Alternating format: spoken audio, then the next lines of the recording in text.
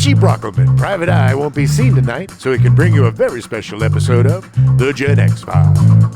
Welcome to The Gen X Files. I'm Jim. I'm Adam. And today's show is all about Halloween.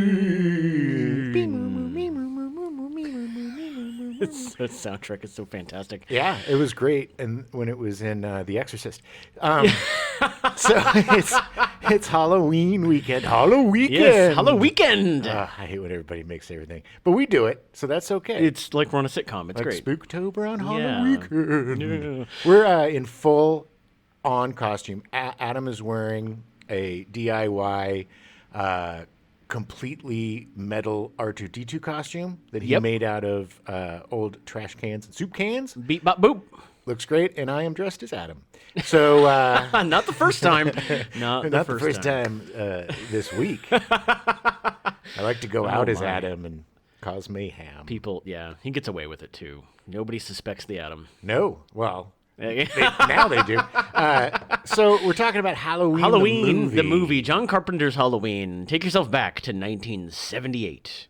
Ooh. On January 28th, Richard Chase, also known as the Vampire of Sacramento, is arrested. You know, that's a really lame serial killer. Vampire of Sacramento. The Vampire of Sacramento. Who are you? I'm the Ridgeway Killer. I'm the Green River Killer. Yeah. I'm the Night Stalker. BTK. Yeah, I'm bind, torture, kill. What's your name? The Vampire of Sacramento. I'm the Vampire of Sacramento. It's like a bed and breakfast. Pretty sure there's about 1,000 people in Sacramento who call themselves the Vampire of Sacramento. Yeah, well, yes. Well, Sacramento is the Vampire of Sacramento. Have you ever been there? It is the Sacramento of California. I have only ridden through it. I've never stopped. Don't. It'll suck the life right out of you. On February 16th, the Hillside Strangler, a serial killer prowling Los Angeles, claims a 10th and final victim. Yeah, see, everybody remembers the Hillside Strangler, but nobody remembers the Vampire Pinochle or the whatever funny thing is that Richard Chase was so much more disturbing than all of them. Oh, yeah. He bathed in blood. It was, yeah. Yeah, like Countess Elizabeth Bathory. Yeah. You know, that's where the term taking a bath comes from. Because you bathe in blood? Yeah, because Bathory kind of made it chic with her blood baths. Everybody's like, ooh, look how beautiful she looks. Her skin is so nice. And when people use it as slang, oh, he really took a bath on that one. It's like, oh, he bathed in blood. Baby. He literally was turned into a liquid goo. Yeah. And the more you know. June 12th, serial killer David Berkowitz, the son of Sam, is sentenced to 365 years in prison. I sense some sort of pattern here. Yeah, it's weird. It was a crazy year for It was a crazy killers. year. And that's not even, I could have chosen from like 5 different others. The 70s was the time where it was like every serial killer got a lot of press. Yeah, that's true. That's and true. I think there's just as many, if not more. There's probably a lot more today. Yeah. It's just the new thing is to keep it under wraps because we don't want to give them any sort of... Yeah. You don't want to give them the limelight. Yeah, exactly. But back then, it was Serial Killer Sunday. Yeah, Serial Killer Sunday. It was literally headlines. If it bleeds, it leads. Dateline, Serial Killer. So let's the origins of Halloween. It opened on October 25th with a weekend opening of $1.2 million. It did eventually become the most profitable independent movie ever made. We keep saying that about every movie. Yeah. After this, I do want to say I don't think there's anything that made more than this now. I think this is the number one. Okay. I mean, it just seems like it's like I know. American Graffiti, the most profitable independent movie ever. We're going chronologically through time, and this is, Okay, so it beat American Graffiti. It did. Okay, and it beat the other Night of the Living Dead. Other 8,000 movies we talked about that were independent and made money. Texas Chainsaw Massacre. Yeah, yes. I think it was actually Texas Chainsaw Massacre was the one before this. The origins of Halloween. It was independent film producer Irwin Yablans and financier Mustafa Akkad. They sought out Yablans and Akkad. Yablans and Akkad. They sound like the guys from Total Recall. No, not Total Recall. They sound like Star Wars characters. Yeah, that's what it was. The 3 guys that won in Running Man. Yablans and Akkad. We're going to Yablans starships to meet up with Mustafa Akkad, the Jedi from leader. the Martu sector. So they sought out John Carpenter to direct a film about a killer that stalks babysitters. It was their idea. They had They Weird. saw Carpenter's. I know. Yeah, It's kind of weird. they saw Carpenter's Assault on Precinct 13 and acquired it for distribution in the UK, making Assault on Precinct 13 a huge hit Oh, it's a in great the movie. UK. Yeah. It wasn't as big here in the US, but in the UK, it literally ran for like 2 years. Yeah, well, I mean, in the UK, It was crazy. still a good movie. Oh, no, nope. If the US doesn't like it, it's not a good movie. Bad movie. They were I inspired. just want to take it back for one Sure. second to be like, Erwin Yablans and Mustafa Akkad are like having drinks after dinner. What would be your dream project? What would it be, Yablans? I would love to make a movie about stalking babysitters. What about you, buddy? What do you think? Can we kill the babysitter? Yeah, even better. Hey! Let's make it really, really sadistic. I like the way you think. Hold on. I gotta go pay the babysitter downstairs. It's 12 o'clock. It's time for her to go. She may have heard everything we just said. Yo, nope, she's gone. Yeah. And the police are on their way. They were inspired by Night of the Living Dead and The Exorcist. Much like most mainstream films, it was a conglomeration of various other things. Yeah, that they were put inspired by together. the money those movies made, by the way. Yes, exactly. Yes, obviously. They wanted the impact that The Exorcist had and how it was scary and freaky, and they wanted to make something scary. So they came to John Carpenter. He agreed to direct the film contingent that he would have full creative control. Nice. He was paid $10,000 for writing, directing, and scoring the film. The exact same amount of money that Mama Voorhees was paid on Friday the 13th to get her Buick LeSabre. That's true. That is true, which is interesting that he was only paid $10,000. 10,000 is in all these horror movies, and 10,000 is the number of Oh, maniacs. jeez. 10,000 maniacs, and they That's where the band came from. Yes, it was. wasn't Freddy conceived? Isn't he the bastard child of 10,000 maniacs? Oh yeah, something like that. His yeah. nun mom was like Yeah, left in this yeah. insane asylum, and she was raped by 10. It was Something like that. Yeah, there was a lot of maniacs in that insane asylum. John Carpenter and his then girlfriend Deborah Hill began drafting a story original titled "The Babysitter Murders." Wow, that's super creative. Deborah Hill, by the way, amazing producer. Yeah, oh, yeah. We'll be hearing a lot about her down the line. Oh, on yeah, these oh, yeah. shows. She's a big part of our generation's Huge, greatest yeah. films. Yeah, agreed. Yablin subsequently suggested setting the movie on Halloween night and naming it Halloween, which I think goes back to the fact that it was probably him hanging out with a cod on Halloween with his babysitter. Yeah. Hey, God, remember when we were drinking and talking about killing babysitters? Yeah, I guess, sort of. Yeah, well, what if we did it on Halloween, man? That's brilliant. Isn't today Halloween? Yeah. Hold on. I gotta go talk to the babysitter downstairs. It's 11 o'clock and I gotta pay her.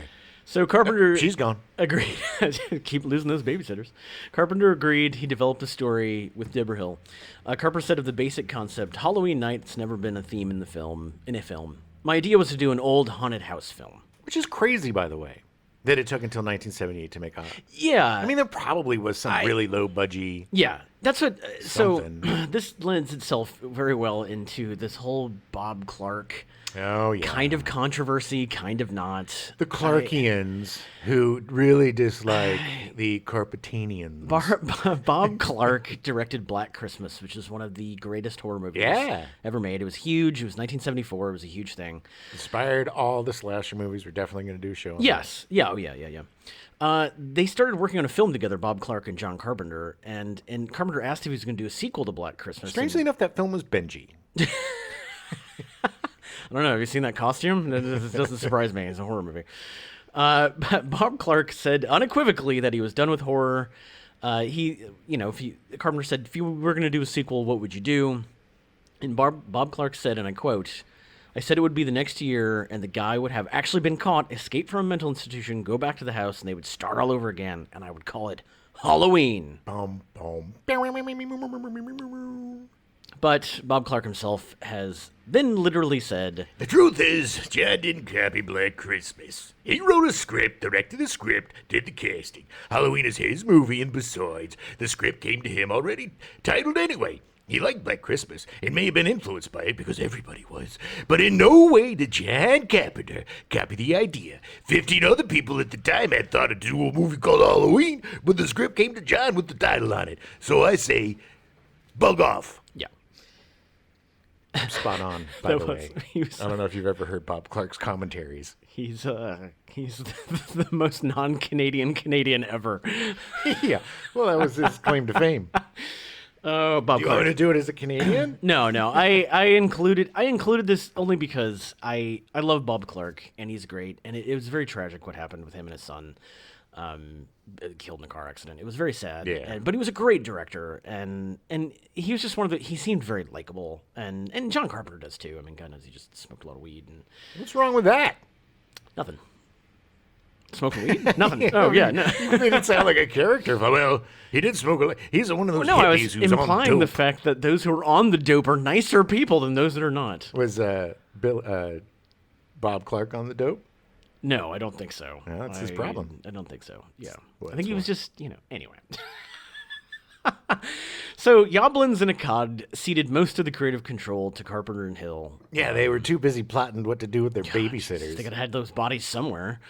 Yoblins wanted the script written like a radio show with booze every 10 minutes. Like he wanted jump scares every 10 minutes. Booze. Yeah, booze. Like people going, Every boo. That was every 10 minutes. Go down to Harper's Liquor Store to get yourself Finland's vodka, $4.99 for a 2-liter bottle. By Deborah Hill's recollection, a tie-in. the script took 3 weeks to write. Damn. But John Carpenter claims it took 10 days, but I would believe Deborah Hill over him because he smoked the dope. Well, there wasn't a ton of dialogue and stuff either. No, I mean, that's it wasn't the most well-rounded script. I'm sure it was like 80 pages. I'm sure. Much of the inspiration came behind the plot came from the Celtic traditions of Halloween, like the festival of Samhain. Despite Samhain not being mentioned in the plot of the first film, Deborah Hill asserts that. Okay, hold on. The idea was that you couldn't kill evil and that it was how we came about the story. We went back to the old idea of Samhain. that Halloween was the night where the souls are let out and wreak havoc on the living, and then came up with a story about the most evil kid who ever lived. And when John came up with the fable of a town with a dark secret, someone who once lived there, and now that evil has come back, that's what made Halloween work. Basically, because that is where the boogeyman was based, was Right. on that story. Right, So exactly. it's, and they even say boogeyman a lot. Yeah, So it's yeah. basically they created the boogeyman. Right, exactly. A very real, very murderous boogeyman. Yeah, and in Yeah. the, I don't, just to bring up quickly the Halloween Kills, they do Oh, yeah. reference the boogeyman quite a bit, and Yes, the third iteration of the timeline. yes, Yeah, which we'll get to later. So Deborah Hill was a babysitter during her teenage years, so she wrote most of the female characters' dialogue. Carpenter drafted Loomis's speeches on the soullessness of Michael Myers. Michael. Yes, I'm so. Many script details were drawn from Carpenter's and Hill's own backgrounds and early careers. Haddonfield, Illinois was derived from Haddonfield, New Jersey, where Deborah Hill was raised. Several of the street names were taken from Carpenter's hometown of Bowling Green, Kentucky. Where the Bowling Green Massacre took place. Yeah. Kellyanne. Yes. Yes, the Bowling Green Massacre. Laurie, Moment of silence. Laurie Strode was allegedly the name of one of Carpenter's old girlfriends. Ugh. Strode. Strode, yeah. It's like a euphemism Rhymes for too much poop. with- yeah. Oh rhymes too much man, with- I took a strode. Michael Myers was the name of an English producer who had worked with Yoblins to submit Assault on Precinct 13 in various European film festivals, which I'm sure he was super happy about. Wait a minute. Why'd you name the killer after me, Yoblins? Well, you have a tendency to kill people. Mostly, baby. Hey, you guys still doing that babysitter thing? Because I can play the character. No, I mean in real life. You still do. You and Yoblins, you and Akkad doing that babysitter thing? This thing on? Homage is paid to Alfred Hitchcock with two characters' names. Tommy Doyle is named after Lieutenant Detective Thomas J. Doyle from Rear Window. Yep. And Dr. Loomis's name was derived from Sam Loomis from Psycho, the boyfriend of Marion Crane, played by Janet Leigh, who is the real-life mother of... Michael Myers. Okay. Jamie Lee Curtis. Sheriff Lee Brackett shared the name of a Hollywood screenwriter and frequent collaborator of Howard Hawks. So they borrowed a lot But, I mean, that's what you do as a writer. You Really? borrow That's what you do. from your own life. Yeah, okay. Oh, from their own life, okay. Well, yeah. I mean, don't steal from other people's ideas. Unless you're doing the soundtrack. Well, right. And then it doesn't matter because people, That's every soundtrack of all these great movies, except for Texas Chainsaw Magicker? Beep, beep, beep, beep. Except for Texas Chainsaw Massacre, which is just the most disturbing. Yeah. I dare anybody to grab that soundtrack and listen to it before you go to sleep and see what kind of dreams you're going to have. Absolutely not. Play that at your next party. I want you to play it at your Thanksgiving. Do a TikTok with that song. See how that goes. For the fam. Do the crazy belly chainsaw dance. Ooh, we could do a TikTok there you go. craze. We could become viral. Okay. No, let's do it. In devising the backstory for Michael Myers, Carpenter drew on haunted house folklore that exists in many small American communities. Most small towns have a kind of haunted house story of one kind or another. At least that's what teenagers believe. There's always a house down the lane that somebody was killed in or that somebody went crazy in. Yeah, we all have them. Which is 100% true. We heard those stories last week. And that goes back to like that whole collective imagination thing about, how Bigfoot lived in the vacant lot down the street. We all collectively believe, that this is that and the boop. Right, 100%. I mean, like that happened like 5 different times in my neighborhood. Like it just was that. I don't know if any of those things were real. But you're in Iowa, so there probably was a bunch of murders and weird shit going on. Carpenter's inspiration for the evil that Michael embodied came from a visit he had taken during college to a psychiatric institution in Kentucky. He visited a ward with his psychology classmates where, quote, the most serious mentally ill patients were held. Among those patients was an adolescent boy who possessed a blank schizophrenic stare, which he then used as Michael just standing there not doing anything. That little kid was creeps. Yeah, he was. Super creeps. Carpenter purposely left it open-ended if Michael Myers was human or more than human. Carpenter has described Halloween as true crass exploitation. I decided to make a film I would love to have seen as a kid, full of cheap tricks like a haunted house at a fair where you walk down the corridor and things jump out at you. Oh yeah, man. The scene that I remember there's a couple scenes. Yeah. One was PJ Souls dropping that cheek because I was a young boy who was terrified and fascinated by boobs. And and the other one was when he she jams the needle in him. He's dead. She's outside the door, and then he just pops up. Does that? Yeah. You gotta have good abs for that. Pops up. That scared the poo out of me as a little boy. Oh yeah, he is not dead. He's absolutely not dead. All right, we're gonna take a quick break. This is Chuck Heston, and I just want to say 2 of the toughest SOBs I know are Jim and Adam from the Gen X Files. And whenever I'm out in earthquakes or shooting Morlocks or whatever with my guns, I'm always listening to the Gen X Files with Jim and Adam. Now on Spotify! New episodes every Friday. All celebrity voices are poorly impersonated. Casting. Yeah. The low budget limited the number of big names that Carpenter could attract, and most of the actors received very little compensation for their roles. Donald Pleasance was paid the most at $20,000. Yeah, that's called double the 13th, because... Double on the 13th? Yeah. Because 10 grand for the only name in Friday the 13th. Jamie Lee Curtis received $8,000, and Nick Castle, the guy who played what they called the Shadow, the Shape. Sorry, they called him the Shape. He was literally paid $25 a day. But Nick Castle we'll talk about more later because he actually has become quite a good director. He wasn't a very big dude because he's the guy that jumps. We just watched this recently. But he's the guy that jumps on the car and goes after the nurse, and he's more wily than he is. Yeah, he's not a big, giant, imposing. Like, he's just a presence. He's just there. Well, it just goes to show you don't need a big old hulking guy to be the booger man. I mean, technically, I'm afraid of the booger man. Like, the boogeyman's scary and everything, but the booger man is gross. Throwing boogers at you? Yeah, wiping the bugs. There was a lot of booger men and women in grade school. There was this one kid. Remember how you had like those fold-out notebooks that like they were like 3 sides? Oh yeah, Trapper Keepers. Yeah. Well, he had like 2 Trapper Keepers, and he would make this like wall around himself on his little desk, and he'd be back there picking and a grinning and a chomping and a eating, and it was so disgusting. So gross. Actually, I'm sorry, she. Oh. It was a picking and a grinning and a chomping and a chewing. That's disgusting. She was the booger woman. And she would do the sneak and a peek. Like, I caught eyes with her a couple of times, and she was like, Ugh. That's more horrifying than any movie we watched. Oh, wow. We're going to make a movie called The Booger. The Booger Man? The Booger Man. And have it be a woman? We'll make it The Booger Person. Let's go. well. You know. The role of Dr. Loomis was originally intended for Peter Cushing. He played Grand Moff Tarkin in Star Wars. Yes. Cushing's agent rejected Carpenter's offer due to the low salary. Yeah, well, he didn't. It's only $2,000 for his agent. Yeah. It's barely his. It's not worth my time. Yeah, it's not even worth lunch at the Beverly Hills Hotel.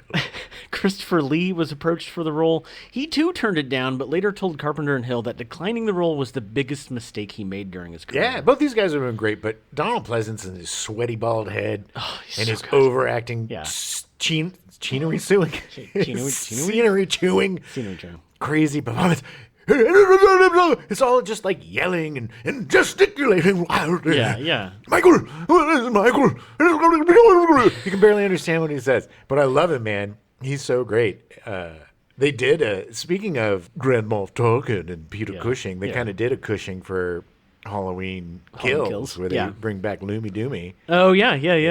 The whole Agent Down thing. Yeah. Yes. Yeah. Which they didn't. Again, it wasn't CG. Yeah. Again, it was just him. Well, Yoblin suggested Donald Pleasance, who only agreed to star because his daughter Lucy, a guitarist, had enjoyed Assault on Precinct 13 for John Carpenter's score. Again, if it weren't for having offspring, none of this stuff would ever happen. It's always the daughter, the granddaughter. Yeah. I thought it was stupid, but my granddaughter thought it was pretty funny, so I was like, what the hey? It's these old men. They just don't care. They just want to go do stuff. Yeah, and you know why their kids are always like, Dad, you should do it. Yeah. Because they want to pad their inheritance, man. It's like, you're drinking away my fortune, Dad. You got to go do this movie. Plus, the more they're shooting, the less they're with you at home. Yes, exactly. So, in an interview, John Carpenter admits that Jamie Lee wasn't the first choice for Laurie. I had no idea who she was. She was 19 and in a TV show at the time. But I didn't watch TV. I'm a snob. The TV show was Operation Petticoat. Have you ever seen Operation Petticoat? Now, I wrote the summary down because I have not. Yeah, it is. Do you want to do your best TV voice for the summary? Yes. Operation Petticoat. It's hijinks on the high seas when a U.S. submarine has to take on a collection of female nurses. Somehow or another, the sub gets painted pink in the process. Operation Petticoat. Sundays on ABC. The entire summary on IMDb. Oh, no. Like, what? They had a lot of repurposed military stuff back then after World War II, so they had access to, so that's why you would see, like, McHale's Navy and Operation Petticoat and all of these wacky army wacky military hijinks. Exactly. Yeah. He originally wanted to cast Anne Lockhart, the daughter of June Lockhart from Lassie, as Laurie Strode, but Lockhart had commitments to several other film and television projects, such as Battlestar Galactica. Yes. Which I misspelled as Battlestart Galactica. Well, it's kind of the same thing. Deborah Hill says of learning that Jamie Lee was the daughter of psycho actress Janet Leigh. I knew casting Jamie Lee would be a great publicity for the film because her mother was in Psycho. Yeah, I didn't take a shower after watching that movie. Hoo-hoo. Curtis initially had reservations as she felt she identified more with the other female characters. Excuse me. Hi. Hi. It's Colonel Wilma Deering here. Just jumping in for 1 second. You know that little Miss Laurie Strode was also on Buck Rogers in the 25th Century. Yes, she was. She was. Before this, even. Yeah. She didn't wear a bra. Nobody wore a bra on that show. Anyway, back to the 25th century. Colonel Wilma Deering. Thanks, Colonel Wilma Deering. She's always just a bastion of knowledge because she's from the 25th century. She is. She knows everything. People that's smarter. She has information. Yeah. Because Jamie Lee Curtis was much more smart alecky and loquacious and not quiet and reserved, not like her character Laurie Strode. Yeah, she's a pain in the ass. That's read between the lines. But at 19, you get offered the lead role, you take it. Yeah, of course. The role of the quote-unquote the Shape as the masked Michael Myers character was billed in the end credits was played by Nick Castle. He befriended Carpenter while they attended the University of Southern California, or USC. Yeah. USC Film School. Yeah, no, trust Either me. USC or UCLA with all these can't snibbity snobs. Throw a rock without hitting 15 USC grads in LA. After Halloween, Castle co-wrote Escape from New York with John Carpenter, Great and movie. he started directing. He did movies such as The Last Starfighter, Excellent. The Boy Who Could Fly, Nah. Dennis the Menace, and Major Payne. Nah. It's interesting, the whole Dennis the Menace thing, because that connects to John Hughes. Should have stopped it. Last Starfighter.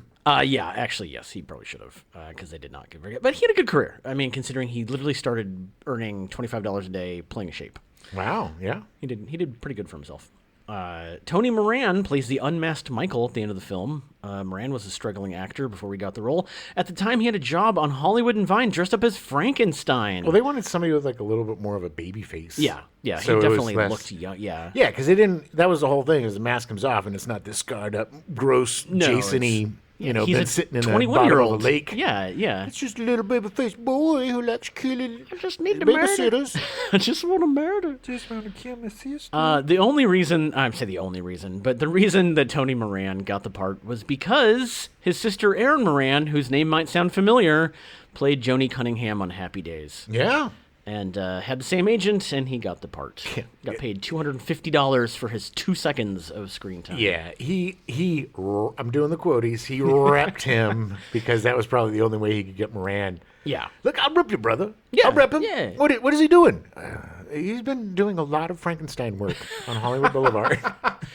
Is he playing Frankenstein? Oh, Frankenstein's monster. I hate you.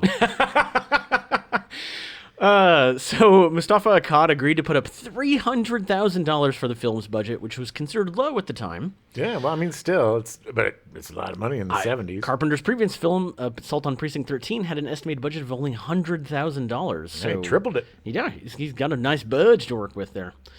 Akkad worried over the tight 4-week schedule, the low budget, and Carpenter's limited experience as a filmmaker, but later said, Two things made me decide. One, Carpenter told me the story verbally and in a suspenseful way, almost frame for frame.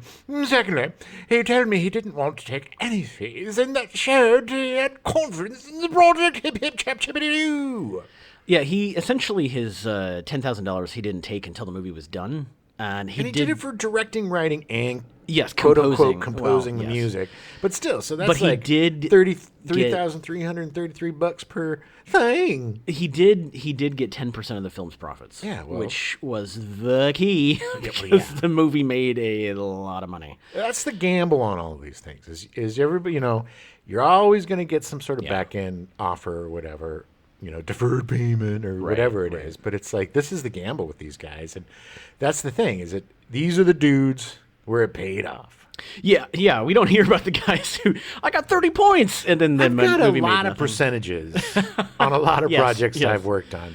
I think the most I've made was like $38 so Nice, far. nice. It doesn't It doesn't always work out. it's not Cinderella. Sometimes the $10,000 is better.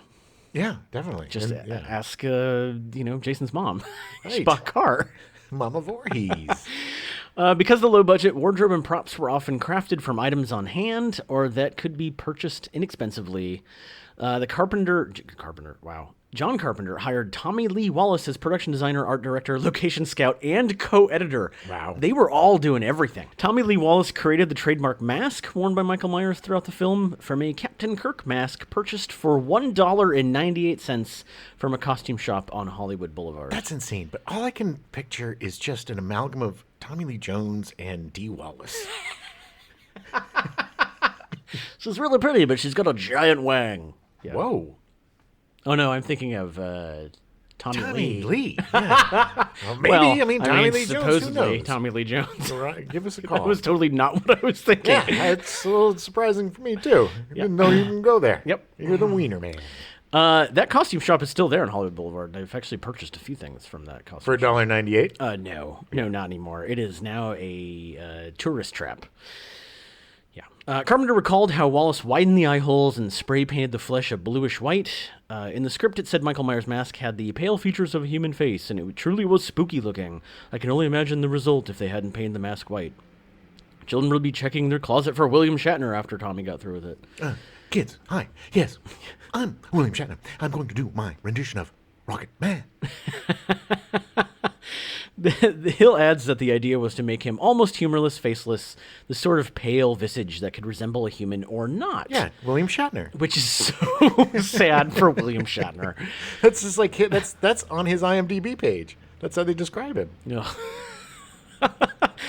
Many of the actors wore their own clothes, and Curtis's wardrobe was purchased at JCPenney for around $100. So probably about $1,000 if you look at it today. Yeah.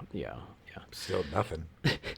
Wallace described the filming process as uniquely collaborative, with cast members often helping move equipment, cameras, and helping facilitate setups. Yeah, that's just the nice way of saying we didn't have any money and everybody had to bust their ass. Yeah. And it's funny. Anytime, have you ever been on something where you just have to do one thing, like act or just have one single solitary job?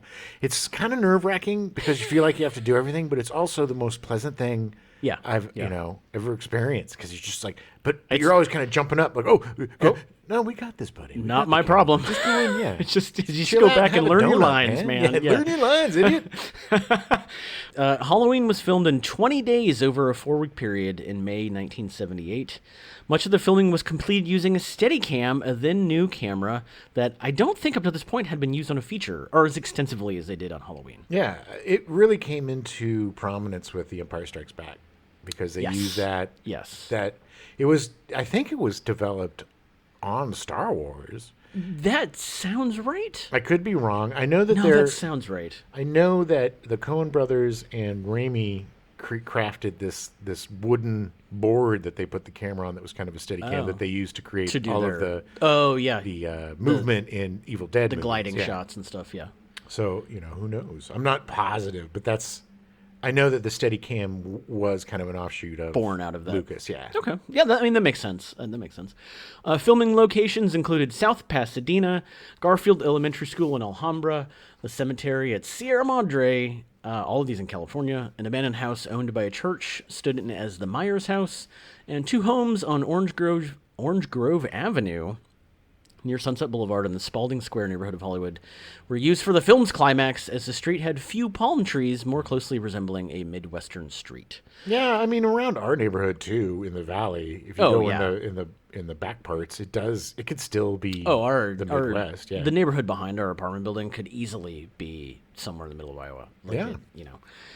Some palm trees, if you do look closely, though, are still visible. Except for the lack of serial killers living in the houses. Then it would be more living here in the houses. Yeah, the lack, yeah. No, I'm pretty much 1 out of every 3 people in Iowa is a serial killer. Yeah, I live with one. Yeah, you're welcome. The crew had difficulty finding pumpkins in the spring, and artificial fall leaves had to be reused for multiple scenes. Local families dressed their children in Halloween costumes for trick-or-treat scenes.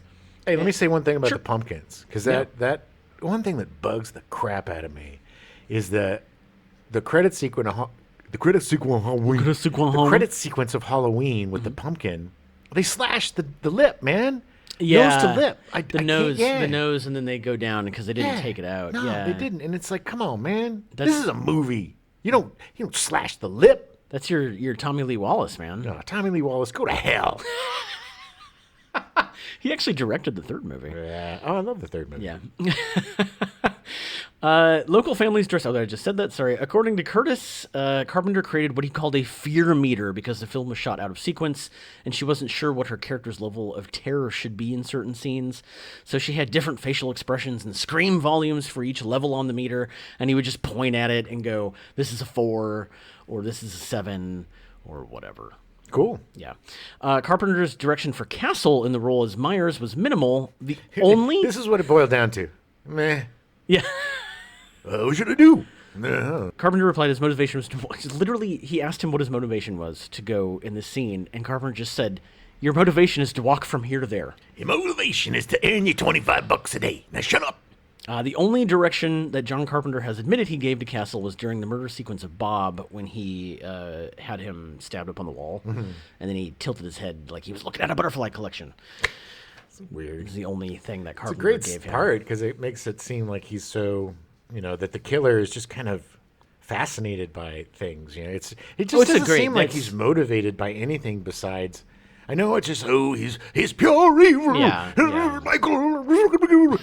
But I like the fact that he is more curious. There's just a thing about Michael that is different because he gets lumped together with Jason and Freddy.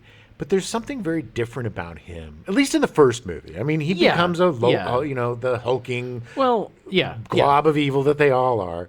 But in this one, he's just this interesting kind of child that's void of any sort of feelings, but has a fascination, almost like like pouring gas on an anthill or something. Yeah, There's this lack of compassion. And I just find. I can see that Carpenter did do a little bit of research. Yeah, of course. Because there is a much more compelling thing about him because he stalks at the beginning. It's not like Michael Myers. The one thing that's different between this and there's POV shots. Right. But he walks into the POV shots. Yeah. So we are now watching the killer watching them. Right. Which takes us to a different place of just being the killer. The POV. From the killer POV. Yeah, which I think, to me, is a little more unsettling because it's like, oh, man, what's he going to do? Like, I like having him there. And of course, it's a cheap, like he said, it's a cheap, thrilly jump scare kind of thing. Sure, but it's not, but you're right. I mean, the fact is that, and as far as I know, that was really, at least in these kind of slasher movies, the first time it had really been done of seeing him and being like, and you literally are powerless to do anything. And it just adds so much more to his character that he's just always there. And people aren't like, oh, it's the killer. It's just like it's Halloween. So who's that creep? Yeah, it's just like, who's the creep in the jumpsuit and the mask? Jumpsuit. So lacking a symphonic soundtrack, the film score consists of a piano melody played in a 10/8 or complex 5/4 time signature, composed and performed by Carpenter. Count. Exorcistician? Exorcist. Oh, Exorcistician. Yeah. Count. He said, and I quote, "I can play just about any keyboard, but I can't read or write or note." And that comes through. Yeah, he can play certain. He just goes beep beep beep beep beep beep boop boop beep boop boop beep beep beep. It's not complicated by any means. No, it's like if you know how when you have like a Casio. And the Casio has like you could press one key and it has like the tone, yeah. Your samba. That's the bossa nova. Yeah, bossa nova. This is just it. But it was. Yeah. He admits that the music was inspired by both Argento's Suspiria and Friedkin's The Exorcist. I love the word inspired. Yeah.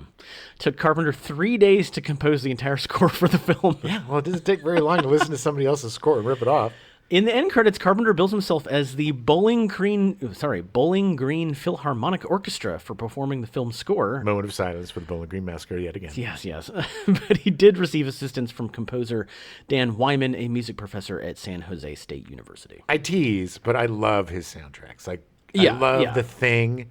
I love The Thing is brilliant. The Escape from New York. Yeah, it's a great score. They're all very similar, but you can totally tell a Carpenter movie from its music. And that's one of the things that it's just like, okay, I'm in, I mean, he does a great job of creating atmosphere with I got to be honest, I'm really surprised that more directors don't do their own scores because it's like a bit. I mean, Clint Eastwood. A lot of trust you got to put into a composer. I mean, granted, there's great composers out there, but like that's just giving up a lot because it's a huge part of a movie. And yeah, but come on, man. I couldn't compose a movie. I could. It would sound just like Halloween. Well, okay. I want you to get out your Casio. I get it, but not everybody's musically inclined. No, the only people I can think of, I know that Clint Eastwood does a lot of his. Yeah. I don't know if he still does, but he did a lot of. He did quite a few, yeah. Soundtracks. I don't know anybody else that. I feel like there's somebody else we covered in the last year that does. Anyway, or you could be like, what's his name, John Hughes, and just get a bunch of pop music. There you go. So the film was released on October 25th. It grossed $47 million in the United States and an additional $23 million internationally. Nice. Making theatrical total $70 million, making it one of the most successful independent films of all time. Wow. $300,000 I want to do one about one of the most unsuccessful independent films. We did. That was well, it wasn't an independent movie, but the 3 O'Clock High was not a successful film. That's true. It should have been. It should have been. That's correct. Mostly panned by the critics, except for Roger Ebert, who loved the movie. Yeah, considering how he is. Yeah. Gene Siskel didn't come in and They actually got into a fist fight over it, I wouldn't. I hate Gene Siskel. but Gene Siskel just hid back and go, "Please stop! Please stop!" Michael Myers gets killed. Does he? Or does he? It's now recognized as one of the best movies of 1978, if not the best movie of 1978. I don't know of any other 1970. I don't know if I could challenge that or not. I don't know. I love the 70s. There's a lot of movies in 1978. Yeah, So that's it was a actually good part of movie. it. Though. It was really good. In 1980, the television rights to Halloween were sold to NBC for approximately $3 million. Wow. After a debate among Carpenter, Hill, and NBC's standards and practices over censoring of certain scenes, Halloween appeared on television for the first time in October of 1981. Now, with 15 extra minutes not seen in the theater. This was the interesting thing, and this is, I don't know, I'm sure they probably, part of it was, we've got to cut scenes out, so they had to add more stuff. Yeah. But to fill the 2-hour time slot, Carpenter filmed 12 minutes of additional material when he was shooting Halloween 2, just for Halloween. So Yeah. it would still be a new movie, technically, kind of. Well, I mean, the there was scenes a are lot- really kind of pointless. I mean, it doesn't really Well, matter. of course, but there you could show a lot less back then. Yes. Movies Yes. that you saw, most of the movies I saw were nothing like they were. Like, I'd see movies later on when I was older and be like, what? Yeah. Because I saw them on, like, the ABC Sunday night movie. Yeah. You know, so and everything would be cut up. I saw the Halloween on HBO. Oh, yeah. Because I remember, I think it was HBO, but because they had that, like, little pamphlet that they would send Yeah. out every Yeah, month. yeah, yeah, That yeah. was like that had little descriptions I of love everything. those, man. We And didn't I have remember- HBO, but every time I went to somebody's house, I just sat there and read it. Yeah, and then the cover, neither did we. And then the cover had like Halloween, and it was nice. around Halloween, and I remember coming over and having a sleepover and watching it. And It was all Nice. spooky, and it was really cool. The newly filmed scenes include Dr. Loomis at a hospital board review of Michael Myers and Dr. Loomis You talking got about to the He's all evil. 6-year-old. You got that about the hospital. He's all evil. He actually says in a quote, You fooled them, haven't you, Michael? But not me. that was a very good Donald Pleasance. That was good. Another extra scene features Dr. Loomis at Smith's Grove examining Michael's abandoned cell after his escape and seeing the word sister scratched into the door. He's got a sister on the door. I don't He know got a sister. that would be necessary. I kind of thought that would be obvious at that point. But Michael's going home. finally, a scene was added in which Linda comes over to Laurie's house to borrow a silk blouse before Laurie leaves to babysit, just as Annie telephones asking to borrow the same blouse.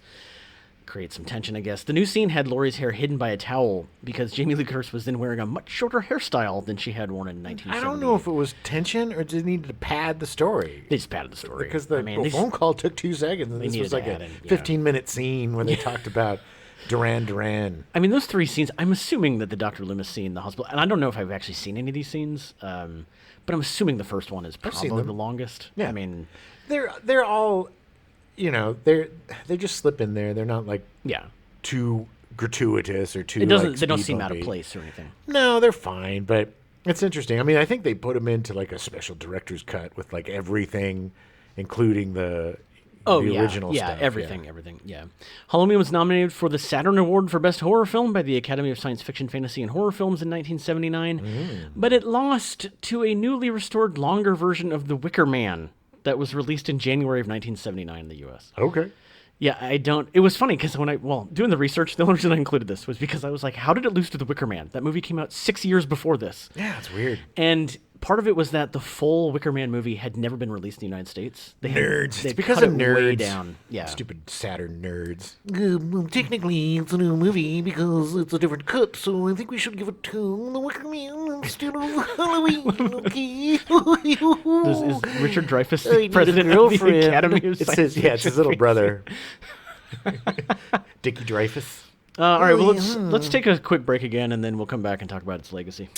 Like zoinks, man! It's Shaggy! And Ruby-Roo! And like when we're cruising around in the Mystery Machine, man, we're like always listening to the Gen X Files. With Raymond Radham. Now on Spotify. New episodes every Friday. All celebrity voices are poorly impersonated. Legacy. Legacy of evil. And we're going to give a lot of time to this because I am absolutely enamored with the fact that this movie's been rebooted so many times. Oh my god. But before that, in 1983, Halloween was adapted as a video game for the Yep. Atari 2600. It was really bad. I figured it probably was. I played it. None of the main characters in the game were named. Players took on the role of a teenage babysitter who tries to save as many children from an unnamed knife-wielding killer. Yeah. In another effort to save money, most versions of the game did not even have a label on the cartridge. It literally was a piece of tape with Halloween written in marker. Yeah, it was a dirty little secret for your Nintendo. For Atari 2600. Oh, so gross. But it's funny because I'm sure probably they marketed it as being like, oh, it can't even have a label. Well, it was also like, oh, it's so gory, and Yeah. children shouldn't play it because the head would get cut off and then blood would spurt. Right, but it's just right. like crappy pixels. Yeah. People got so crazy about so stupid things. It was man. dumb, yeah. The game definitely contained more gore than the movie. And like you said, when a babysitter was killed, her head would fly off and be replaced by blood pulsating from the neck as she runs around. Yes. The game's primary similarity to the film is the theme music that plays when the killer appears on screen.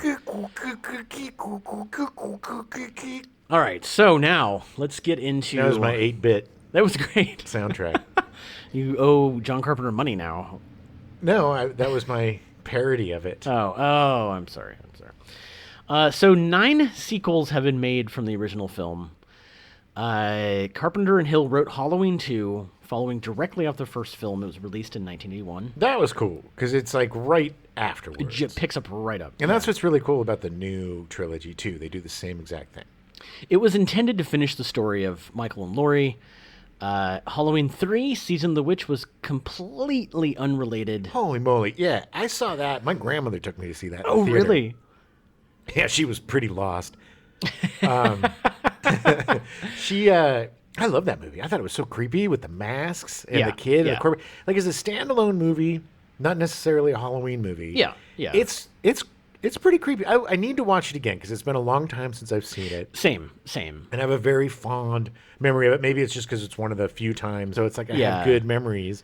And it was just such a creeper movie. Like putting the mask on with the little chip and like all the kids becoming. It was weird and good. It was super weird and good. I remember being too young when I saw it, but I remember it definitely sticks in my mind, those masks. Every time I looked at one of those rubber Yeah. masks, I was like, am I going to become a zombie? Yeah. Like, And there's a neat little Easter egg in the new Hollywood Kills. Because it does, kids. Halloween Kills. There's a cool little Halloween 3 Easter egg in there. Interesting. Okay, that's good to know. I still haven't seen Halloween Kills yet. But I didn't see the 2018 Halloween, which we will get to as well. So Carpenter and Hill produced Halloween 3, but they had no involvement with any subsequent Halloween movies. It was directed by Tommy Lee Wallace, the art director from the first movie. That's the only one I remember. I don't remember 4, The Return of Michael This Myers. was the thing. So after the people complained that there was no Michael Myers in it, and so they sat on it for a while, and then they decided to do the Return of Michael Myers in 1988. Yeah. And then the Revenge of Michael Myers in 1989 because he didn't return hard enough, I guess. And then The Cursed Yeah, of Michael the Myers? Cursed. Yeah. What's a Cursed? I was writing this on a train. Is that a crusty Yeah. curse? Yeah, it is. The Curse of Michael Myers, which I think came out in 1991 or something. Who cares? Who 92. knows? They're all stupid. No, it was 94. They came I out don't in care. 94. Those are dumb. I don't remember any of them. It doesn't matter because Stop then, after 3. in 1998, they did Halloween H2O, which essentially ignored 2 through 6. Good. And was essentially a direct sequel to the first movie. That was fun. That was the one with LL Cool J, and I think they were Yes. like doing a live stream because that was all the yeah, that was the thing back then. Yes, it was so different. Late It's so funny 90s. to watch these like tech savvy movies when they try to be ahead of the game. Yeah. Because the things are coming. It's very funny, but I enjoyed it. I like that one. It's been a long time since I've seen it. It's kind of because it was very much. I think it was done by Kevin Williamson, who Yes. did Yes. I know what you did last Scream. summer. Yes, and wrote and Scream. stuff. Yeah. And it was the screamification of Halloween. Right. Right. Which worked and didn't work, but it was a much more clever and interesting and fun sequel than Yeah. anything since 3. And then they did a sequel to that called Halloween Resurrection, to the direct sequel to Halloween H2O it wasn't or as good. H20. I never saw it. I did not. And then in 2007, Rob Zombie reimagined the original and released his own film, which he called Halloween. And they did a sequel to that 2 years later called Halloween 2. Now, those I enjoyed. I thought they were interesting because Yeah. he took a different take. And instead of just remaking and rebooting, Yeah. he, Malcolm McDowell, Yes. played Loomis, and he was great. But I like the fact that they spent a lot of time with the therapy sessions and getting to know the character of Michael. So it was Yeah. a different take that was more interesting. God love Rob Zombie, but I kind of wish he would get divorced so he would put Sherry Moon in everything. Everything! She's going to be in the Monsters. I saw a great meme from one of our past guests and great horror friend, Jules Brudeck. She posted this meme of the Jaws reboot from Rob Zombie, and up in the water is, there's Sherry Moon! Sherry Moon coming to eat Sherry you. Moon's not bad, but come on, man. Come on. Rob Zombie's awesome. It's just, come on. He's great. He's great. So 2009, that was the last thing. We didn't hear about Halloween for 9 years. And then David Gordon Green directed another direct sequel to the original film, ignoring all the other movies again, including Halloween 2. But not the first. Yeah, it was a direct sequel to the first Halloween, which they called Halloween. So it was a direct sequel to a 1978 movie called Halloween that literally was called Halloween. Okay. You seem really upset about I am that. really upset about this.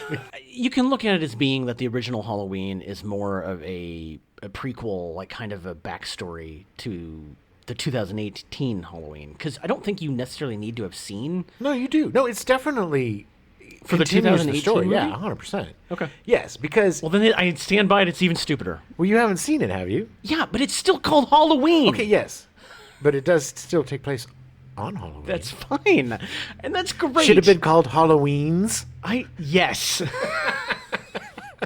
That would have made me happy. Halloweens. It's like they just looked at all the movies they made for the last 40 years and go, whatever. Like it just Okay. Because yes. at the end of the lazy day- title, pretty good execution. at the end of the day, these three movies in the original Halloween are going to be the definitive saga Sure. or whatever. Which is part of the reason I have not seen Halloween Kills, because I don't remember the sequel Halloween to Halloween, and I eventually will see Halloween Kills and You Halloween. really don't need to see Halloween Kills. It starts exactly where the first one ends.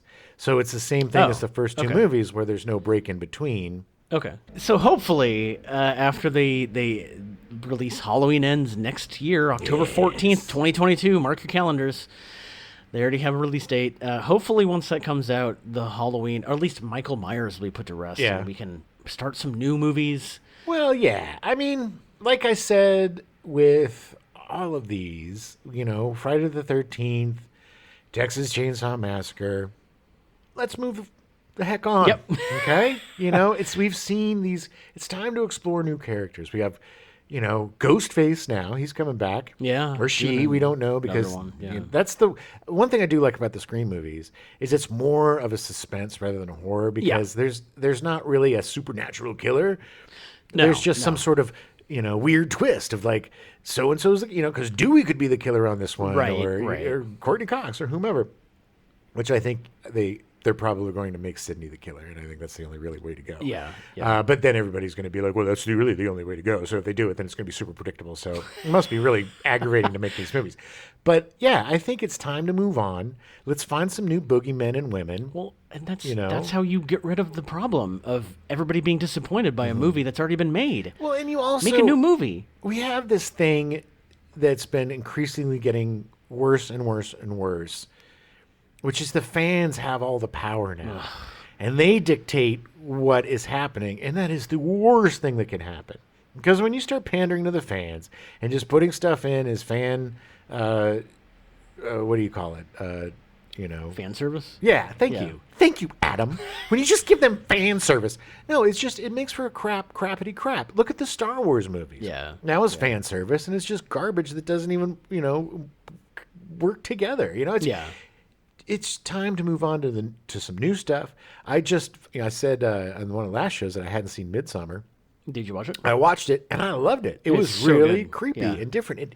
And the reason why that was so good is because it did what the oldies did, Yeah. which was it was unsettling. Yes. It wasn't very gory, and there was some And gore, there was some gore. and there was some shocks and stuff. But it built in this unsettling creepo movie, Yeah.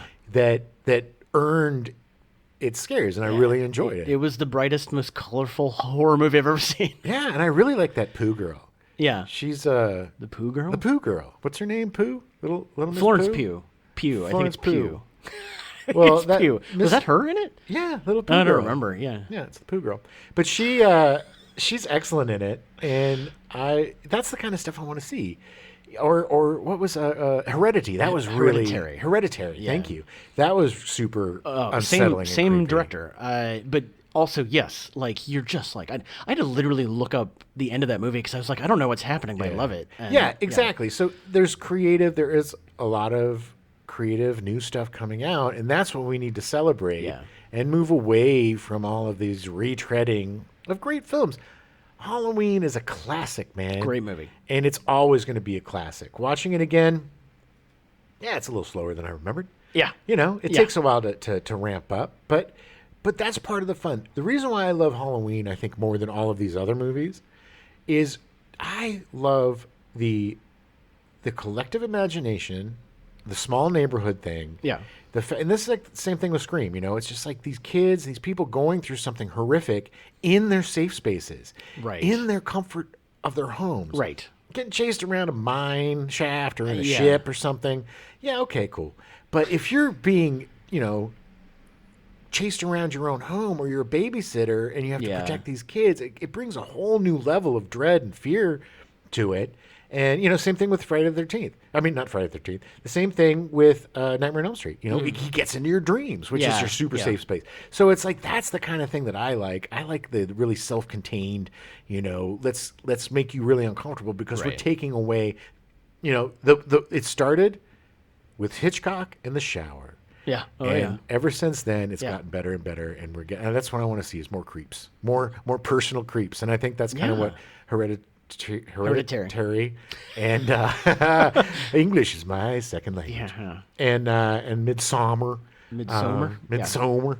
I think it does the trick, and this guy is a guy to watch. Ari Aster, he's incredible. I do not even know what he's doing next. He takes a long time to make his movies. Good, so because we don't need any more Conjuring movies. We don't need any more, Insidious. I don't want to see a tagline from the Conjuring universe. No, and I don't want just a slick twist and a bunch of CGI. And, gross is gross, and watching heads explode is cool and fun and stuff. But there's got to be a story and something behind that. You were talking earlier about Donald Pleasance being in Halloween Kills in the flashback, and Grand Moff Tarkin in the Star Wars movies, they did the CG stuff. Yeah. But in Halloween Kills, it was a prosthetic. Yeah. It was not CG. It was a guy wearing a mask. And it's, it's not perfect. No. But it's still, But at least they were trying to have it be more like it was. It was fun seeing these little scenes that they did a pretty good. It's kind of like, when they did that the Shining sequel, Dr. Sleep. Dr. Sleep, yeah. And they kind of did Shining-esque moments within that. Right. This was 1978 Halloween-esque moments within. Okay. That helped, you get the story going. Like, you see a little Anthony Michael Hall being almost killed by Michael Myers, and then he comes back. Good God, what happened to him, Adam?